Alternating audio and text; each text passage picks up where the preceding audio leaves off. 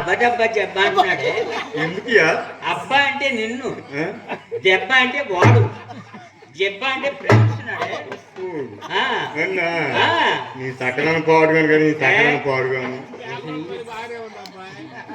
ఒకసారి బ్రష్ అన్ని ఇచ్చుకో.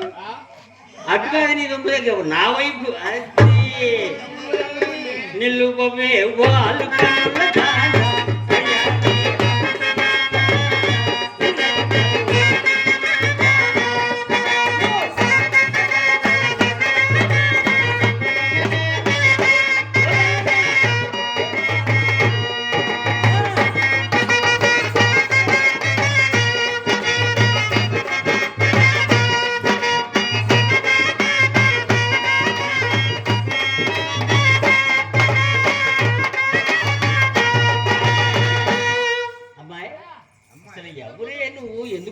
ఏంటి విషయం చెప్పే. అదే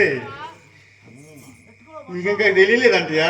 నువ్వు చెప్పు కూడా తెలియలేదా? చెప్పకుండా ఎలా తెలుస్తుంది? నేను అబ్బో చాలా ఉంది వయ్యారు అమ్మాయి దగ్గర. నేను మాది కలుపుతాను కదంటయా. ఎందుకు వచ్చావు ఇక్కడికి మరి? అదే మా తాగుబోతు వచ్చినాడు. అదే నా మొగుడు భర్త పెనిటి మా ఆయన చూశారంట. రామచంద్ర, అందరికి ఒక్కొక్కరు ఉంటే నీకు పెనిటి భర్త మూడు ఇంతమంది ఎందుకే నీకు? అదే అంతమంది అంటే అంతమంది కాదు నాకు. ఈ మూడు వస్తే దాన్ని బట్టి పిలుచుకుంటాం. ఏమని?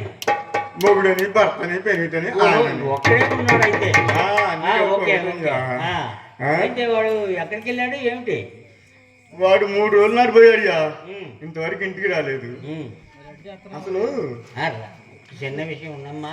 అసలు అసలు 7 సంవత్సరాలు అయింది పెళ్ళి. ఇంతవరకు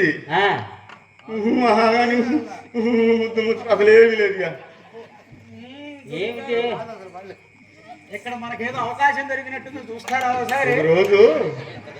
రోజు ఏమయ్యా బయట చలిగా ఉంది, లోపల వేసుకుందాం మంచం అన్నాను అని నేను మంచం లోపల వేసుకున్నాను.